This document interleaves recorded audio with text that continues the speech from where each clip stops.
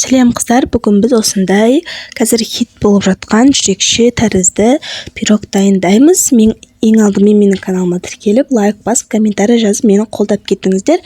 Мен рецепті бөлісумен бастаймын. Пирогымыз өте дәмді, нежный болып шығады. Ортасы толықтай пісіп шығады. Жасап көріңіздер.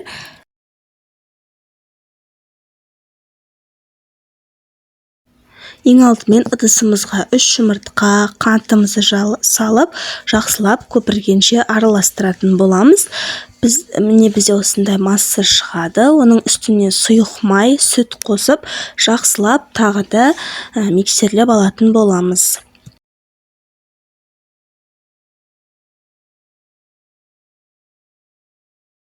Одан кейін бөлек ыдысқа 2 ас қасық қамырымызды салып, қызыл бояғышымызды бір тамшы салып жақсылап араластырамыз.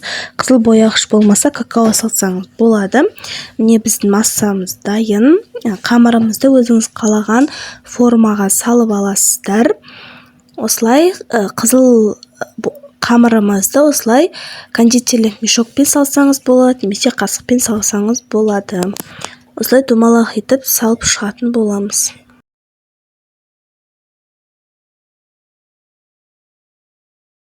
Одан кейін шпажка арқылы осылай жүрекше жасап аламыз. 180 градуста 30-35 минуттай пісіріп аламыз.